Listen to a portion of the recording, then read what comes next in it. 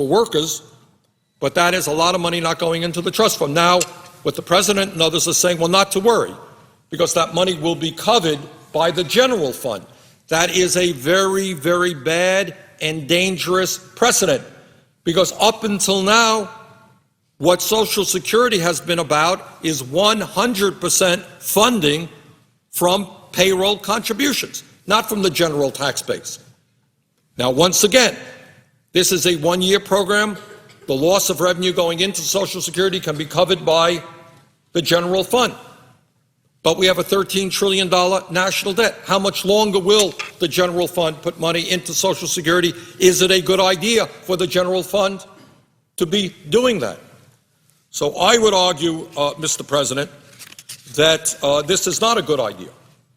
This is a very dangerous step forward for those of us who believe in Social Security. But this is not just Bernie Sanders saying this.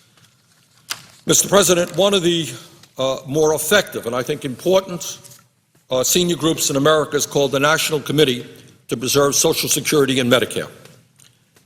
They have, I don't know exactly how many, but they have many, many members all over this country. I know they're active in the state of Vermont.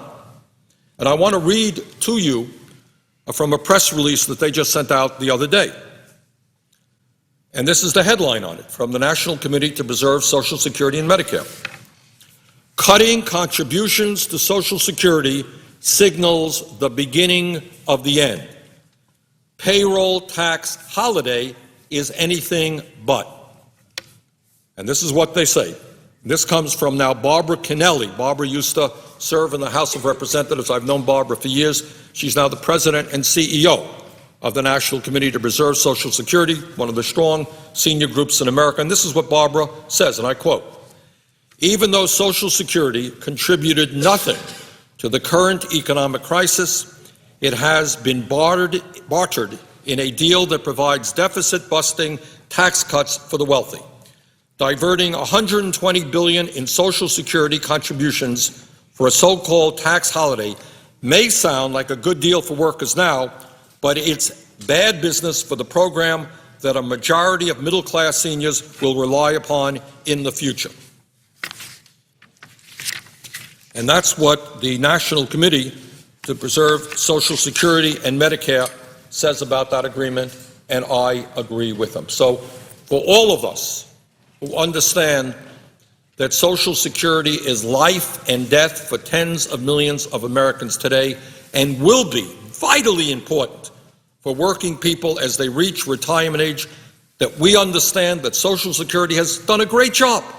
You know, Mr. President, a few minutes ago you were on the floor talking about the strong work that our federal employees do, and you're absolutely right.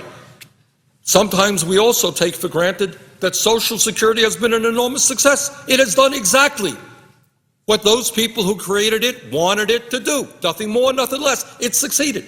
It has taken millions and millions of seniors out of poverty.